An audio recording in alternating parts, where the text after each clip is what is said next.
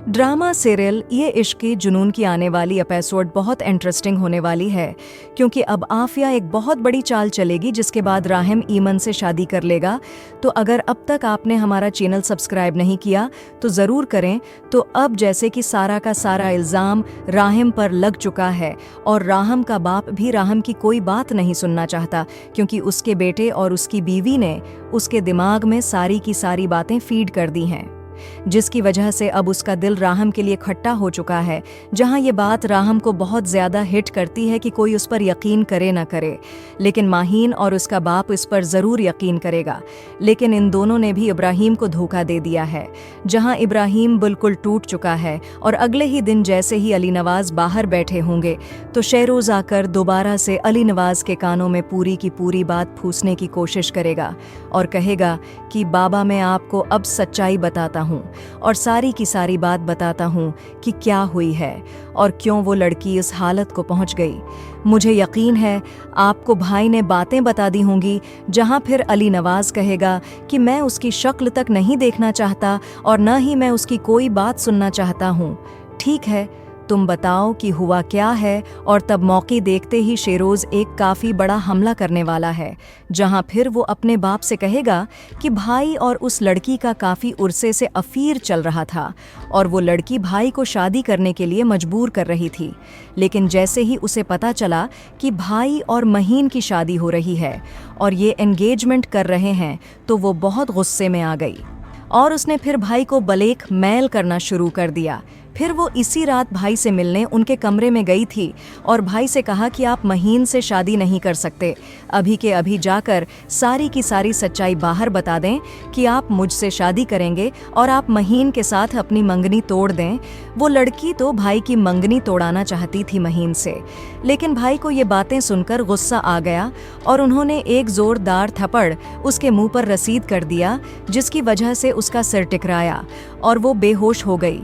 जहां फिर भाई को यही लगा कि वो लड़की मर चुकी है और उन्होंने कैमरास बंद करवाया और इस लड़की को कारपेट में लपेटकर सी व्यू के पास फेंक आए। ये सब कुछ मुझे इसलिए पता है क्योंकि इस रात में भी वहीं पर पहुंच गया था। मेरे साथ मेरे 2 दोस्त भी मौजूद थे और इन लोगों ने भी ये सब कुछ होते हुए देखा है। हम लोग भाई के साथ ही थे उस दिन। हम लोग तो बहुत ज़्यादा डर गए थे कि ये सब कुछ भाई ने किया कर दिया, लेकिन भाई ने हमें कहा था कि हम ये सच्चाई किसी को न बताएं। जहां ये सुनकर अली नवाज़ को भी और ज़्यादा गुस्सा आएगा और उसे राहिम पर जो थोड़ा बहुत ट्रस्ट रहा था वो भी ख़त्म हो जाएगा। जहां अब राहिम भी पूरी तरह से टूट चुका है कि उस पर कोई यकीन नहीं कर रहा, ख़ास करके उसका बाप। और अब ये भी सच्चाई खुल गई है कि राहिम भी अली नवाज़ का असली बेटा नहीं है, बल्कि ये भी अली नवाज़ का गोद लिया हुआ बेटा है। जहां ये बात सिर्फ और सिर्फ राहिम और अली नवाज़ को पता है और ये बात अभी तक आफिया को भी पता नहीं चली, वरना वो राहिम को निकालकर कब की दूध से मक्खी की तरह फेंक चुकी होती। जहां अब राहिम अपने बाप के रौये से काफ़ी ज़्यादा दुखी होकर होटल आ जाएगा और खुद को एक कमरे में बंद कर लेगा।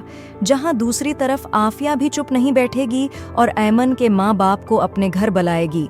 जहां फिर जैसे ही ऐमन का बाप आफिया से मिलने आएगा तो आफिया राहिम की अच्छी माँ बनने का नाटक करेगी और कहेगी कि आपकी बेटी ने बहुत गलत किया है, हमने उसे नौकरी दी और उसने हम पर ही इल्ज़ाम लगा दिया। जहां फिर ऐमन का बाप आफिया से कहेगा कि मैं सिर्फ और सिर्फ इतना जानता हूं कि आपके बेटे ने मेरी बेटी को कत्ल करने की कोशिश की है और मैं मुजरिम को सख्त से सख्त सज़ा दिलवाऊंगा। जहां फिर यहां आफिया ऐमन के बाप से कहेगी कि आप अपनी बेटी से कहीं की बयान वापस ले ले, क्योंकि मैं उसे काफ़ी ज़्यादा पैसे देने के लिए तैयार हूँ और अगर राहिम का नाम आया तो मैं तुम सबको तहस नहस कर दूंगी। वो मेरा बहुत प्यारा बेटा है और अगर इससे कोई गलती हो भी गई है तो तुम लोगों को चाहिए कि तुम लोग पैसे लेकर अपना मुंह बंद कर लो। जहां अब ये आफिया की बहुत बड़ी चाल है और वो सिर्फ और सिर्फ राहिम के खिलाफ ऐमन के माँ बाप को भड़काने की कोशिश कर रही है, ताकि सबको यही लगे कि राहिम ही कसूरवार है। जिसके बाद ऐमन का बाप आफिया के मुंह पर 2 टोक जवाब सुनाकर चला जाएगा और कहेगा कि हम इब्राहिम को सज़ा दिलवा कर ही रहेंगे, हम अपना केस पीछे नहीं हटाएंगे और न ही हम लोग मीडिया से ये बातें बाहर निकलवाएंगे। अब आपके बेटे को सज़ा मिलकर ही रहेगी।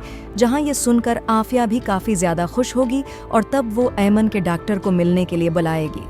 जैसे ही ऐमन का डॉक्टर आफिया से मिलने आएगा तो आफिया उसे कहेगी कि तुम मुझे बताओ कि अब ऐमन की कंडीशन क्या है, जहां फिर ऐमन का डॉक्टर उसे बताएगा कि ऐमन की सिर्फ और सिर्फ 20% दिमागी हालत ख़राब है और आप परेशान मत हो, वो जल्द से जल्द ठीक हो जाएगी।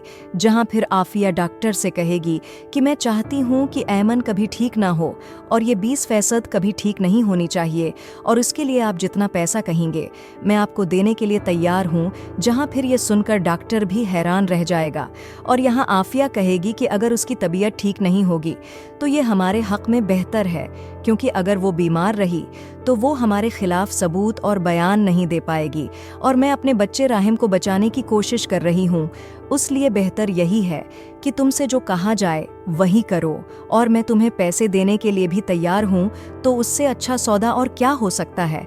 तुम्हें मेहनत भी नहीं करनी पड़ेगी और तुम्हें और ज्यादा पैसे मिल जाएंगे। जहां मुझे यही लग रहा है कि यहाँ पर डॉक्टर आफिया की बात मान लेगा और कहेगा कि आप परेशान ही मत हो, हम ऐमन को कभी भी ठीक होने नहीं देंगे। उसे ऐसी दवाइयाँ देंगे कि जिससे वो कभी भी ठीक नहीं हो पाएगी और मुकम्मल रिकवरी की तरफ तो बढ़ नहीं पाएगी। जहाँ पर आफिया कहेगी कि गुड जॉब, अब मैं ऐमन से मिलने खुद अस्पताल आऊँगी और तुम मेरा वहाँ आने का बंदोबस्त कर लेना। जिसके बाद आफिया भी ऐमन से मिलने अस्पताल पहुँच जाएगी और जैसे ही ऐमन के कमरे में आएगी तो ऐमन से कहेगी कि तुम पुलिस को साफ साफ ये बताओगी कि तुम्हारा मर्डर करने की कोशिश राहम ने की है। वो तुम्हें मारना चाहता था और इसी ने तुम्हें अपने कमरे में बुलाकर जोरदार थप्पड़ मार के तुम्हें मारने की कोशिश की। इस रात राहिम ही तुम्हें अपने कमरे में लेकर गया था। ये बयान दोगी तुम पुलिस को, जहां ये सुनकर ऐमन भी काफ़ी ज़्यादा डर जाएगी और वहीं पर बेहोश हो जाएगी, क्योंकि अभी ऐमन की हालत अच्छे से ठीक नहीं हुई, जिसकी वजह से वो राहिम अली नवाज़ का नाम लेने वाली है। जहां दूसरी तरफ अब शेरोज़ भी अच्छा खासा बंदोबस्त करने वाला है और अपने दोस्तों से जाकर मिलेगा और उनसे कहेगा कि अगर तुमसे पुलिस पूछे कि क्या हुआ था उस दिन, तो तुम लोग साफ साफ भाई का नाम ले देना और कह देना कि हमने राहिम अली नवाज़ को ये सब कुछ करते देखा है और तुम लोगों को जितने भी पैसे चाहिए मैं देने के लिए तैयार हूँ। इससे यही होगा कि हम लोग बच जाएंगे और अगर तुम लोगों ने मेरा नाम लिया तो तुम लोग अच्छे से जानते हो कि मैं तुम लोगों का क्या हशर करूँगा। मैं तुम लोगों पर ट्रस्ट करता हूँ, इसलिए तुम लोगों को पैसे भी दे रहा हूँ। जहाँ फिर शेरोज़ के दोस्त भी ये सब कुछ करने के लिए मान जाएंगे और दूसरी तरफ जैसे ही ऐमन ठीक होगी और पुलिस उसे बयान के लिए बुलवाएगी तो वो कहेगी कि मेरा कत्ल करने की कोशिश अली नवाज़ के बेटे और जो कुछ आफिया ने उसे बोलने का कहा था वो सब कुछ वो पुलिस को बता देगी।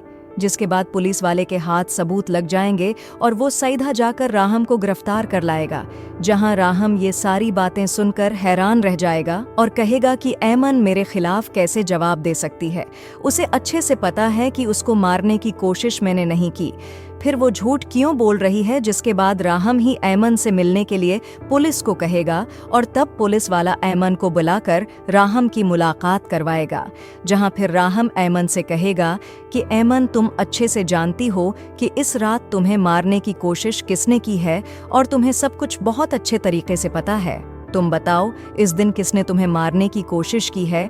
जहां फिर ऐमन कहेगी कि मुझे इस दिन अली नवाज़ के बेटर राहम अली नवाज़ ने मारने की कोशिश की है। जहां ये सुनकर राहम को काफ़ी ज़्यादा गुस्सा आ जाएगा और वो कहेगा कि ऐमन, मैं तुम्हें ज़िंदा नहीं छोड़ूंगा, तुम अब मुझे धोखा दे रही हो। तुम अच्छे से जानती हो कि तुम्हें इस दिन मारने की कोशिश मैंने नहीं बल्कि शहरोज़ ने की है और तब हो सकता है कि ऐमन की तबीयत ठीक होने लग जाए और उसे सारी की सारी सच्चाई याद आ जाए। जिसके बाद ऐमन राहम को बचाने की कोशिश करेगी और शेरोज़ के बारे में सच्चाई बता देगी। जहां फिर मुझे तो ऐसा ही लग रहा है कि यहाँ पर आफिया अपने बेटे को बचाने के लिए ऐमन को बहुत बड़े केस में फंसाने की कोशिश करेगी और तब राहम ऐमन को बचाने के लिए ऐमन से शादी कर लेगा। तो आगे ये ड्रामा बहुत इंटरेस्टिंग होने वाला है। आपका इस बारे में क्या ख्याल है, कमेंट करके ज़रूर बताएं और ऐसे वीडियोस देखने के लिए हमारे चैनल को सब्सक्राइब करना न भूलिएगा।